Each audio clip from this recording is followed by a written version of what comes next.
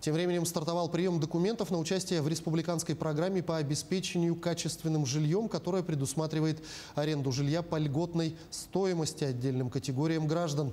О том, кто имеет право на льготную аренду и на каких условиях, узнавала Марфирина Алексеева.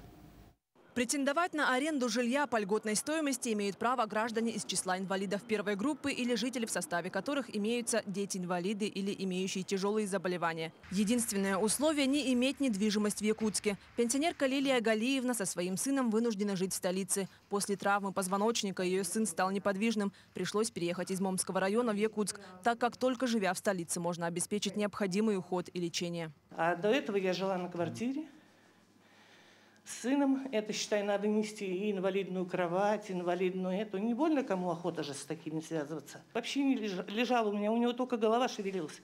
Сейчас мы вот уже второй год эти вот массажи делаем, физкультуру на дом, конечно, вызываем. И вот мы уже сидим. Вот сейчас уже, я говорю, писала заявление, чтобы нам разрешили поставить шведскую стенку.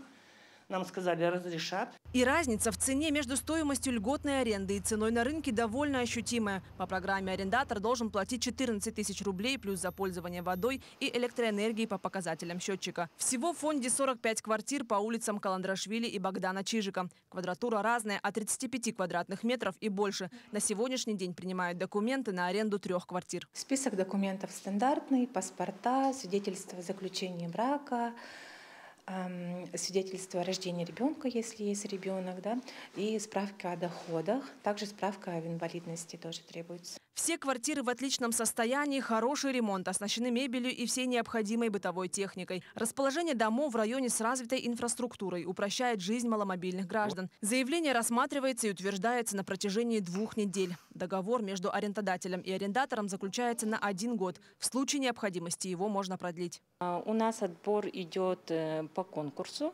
и он идет по мере высвобождения квартир.